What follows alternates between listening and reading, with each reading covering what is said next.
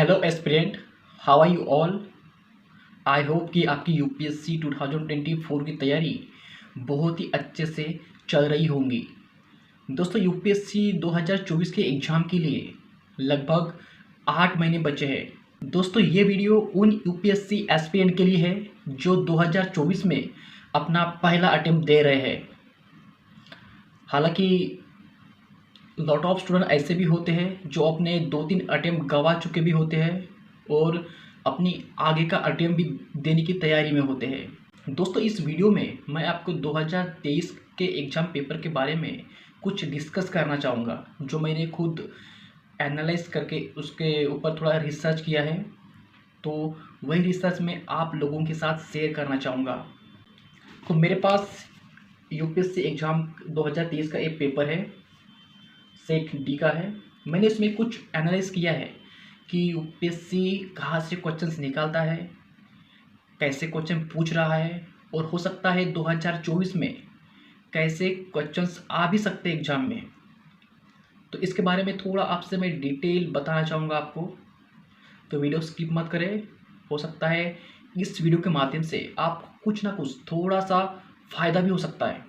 2019, 20, 21 के questions paper आपने देखे होंगे और उसमें थोड़ा एनालाइज भी किए होंगे, तो आपको पता चलेगा 2019-20 के क्वेश्चंस पेपर में मैक्सिमम क्वेश्चंस ऐसे थे जो आप एनालिटिकल मेथड के माध्यम से सॉल्व कर सकते थे। परंतु 2022 और 2023 का जो क्वेश्चंस पेपर है उसमें आपको लगभग पाँच क्वेश्चंस ऐसे हैं जो आप एनालिटिकल मेथड के माध्यम से सॉल्व कर सकते थे। बाकी बाकी के जो क्वेश्चंस है उसमें 25 क्वेश्चंस ऐसे थे जो वन लाइनर थे। 100 क्वेश्चंस में से 25 क्वेश्चंस ऐसे थे जो वन लाइनर थे, और लगभग 40 क्वेश्चंस ऐसे थे जो सिर्फ only one, only two, only three या ऑल अबव ऐसे ऐसे ऐसे हिसाब से थे। यानी कि आपको अगर पूरा डिटेल ज्ञान है उस क्वेश्चंस का, तभी आप उसे सॉल्व कर सकते थे। तो यूपीएससी आयोग भी चाहता है कि आप जो पेपर सॉल्व करो, पूरे डिटेल ज्ञान के साथ पेपर सॉल्व करो, अच्छी इन्फॉर्मेशन के साथ पेपर करो। हो सकता है 2024 में भी एनालिटिकल मेथड के क्वेश्चंस भी कम हो, और हो सकता है स्टेटमेंट वाइज क्वेश्चंस बढ़ा दे। दोस्तों, स्टेटमेंट वाइज जो क्वेश्चंस रहते हैं थोड़े पढ़ने में भी हार्ड होते हैं, उसकी अंडरस्टैंडिंग भी थोड़ी हार्ड सी लगती है, और उसको सॉल्व करने में भी थोड़ा टाइम लगता है। अब बात करेंगे क्वेश्चंस कहाँ से आते हैं। एवरी एस्पिरेंट क्वेश्चंस पेपर को एनालाइज करता है, सोचता है क्वेश्चंस कहाँ से आते हैं। लेकिन आप 2023 का जो पेपर देखेंगे, इसमें जो क्वेश्चंस आए हैं ऑल अबव क्वेश्चंस एनसीईआरटी से आए हैं। अब एनसीईआरटी कौन सी रीड करनी है, ये सबसे बड़ी बात है।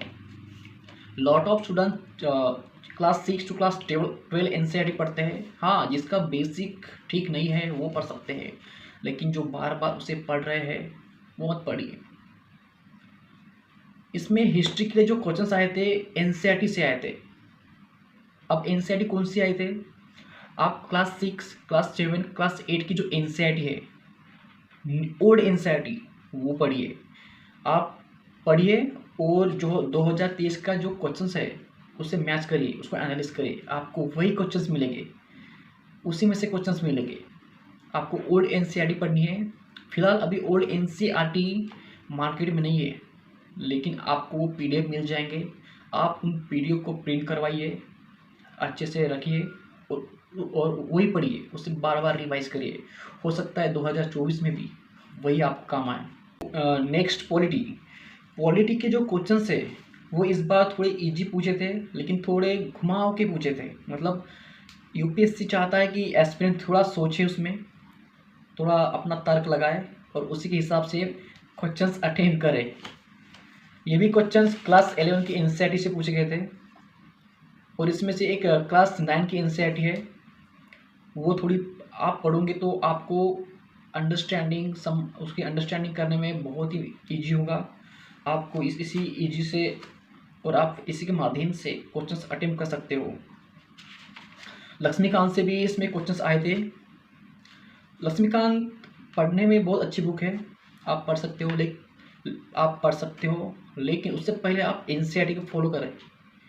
लिमिटेड एनसीईआरटी क्लास 9 की एक एनसीईआरटी ले और क्लास 11 और 12 की एनसीईआरटी ले। आप ये 3 एनसीईआरटी पढ़े और उसके बाद में लक्ष्मीकांत फॉलो करें।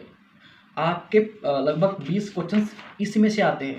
और थोड़ा जो करंट के क्वेश्चन रहते हैं, जो करंट चल रहे हैं करंट में, जैसे सुप्रीम कोर्ट के ऊपर हुआ, कोई अमेंडमेंट एक्ट हुआ, आप उसे करंट इशू के माध्यम से अटेम्प्ट कर सकते हो। करंट अफेयर के लिए बहुत सारे मैगजीन्स है, पेपर्स है, Hindu, the Indian express, lot of students the Hindu refer करते हैं। बट आई विल सजेस्ट कि आप द इंडियन एक्सप्रेस के पीछे के पन्ने देखिए। दो जो पीछे के पन्ने रहते हैं उसमें एक इकोनॉमी का पोर्शन रहता है और एक वर्ल्ड के ऊपर जो पोर्शन रहता है। आई थिंक मुझे लगता है कि वही से क्वेश्चन पूछता है। जो इकोनॉमी का पोर्शन रहता है वो बहुत इंपॉर्टेंट है। आप 2023 के पेपर में इकोनॉमी के लिए करंट अफेयर से क्वेश्चन थे। आर्ट एंड कल्चर, इस बार आर्ट एंड कल्चर से क्वेश्चंस ज़्यादा आए थे और थोड़े मेंडल हिस्ट्री से भी आए थे। तो आर्ट एंड कल्चर से करंट अफेयर से लिंक करके पढ़ना चाहिए। क्लास 11 की एनसीईआरटी मोर देन एफिशिएंट वही है, आप उसे पढ़िए, उसके माइक्रो नोट्स निकालिए, रिवीजन करिए। क्वेश्चंस वही से है, 2023 के पेपर में क्वेश्चंस आर्ट एंड कल्चर से वही से है, तो आप वही फॉलो करिए। नितिन सिंघानी की बुक बहुत ही बल्कि है, उसमें से क्वेश्चंस 1-2 ही आते हैं। यस, 1-2 ही है, लेकिन एनसीईआरटी से बहुत ज़्यादा क्वेश्चन आते हैं। और एनसीईआरटी के साथ साथ थोड़ा करंट अफेयर के ऊपर आपको ध्यान देने की ज़रूरत है, आप वो करिए। आई होप कि आपको सब कुछ समझ में आया है। आप 2024 का पेपर अच्छे से दें, सोच समझ के दें और अपना अटेम्प्ट निकालें। अगर आपको ये वीडियो ज़रा सी भी अच्छी लगी हो तो लाइक करें। लाइक करने से हमारा मोटिवेशन और बढ़ता है।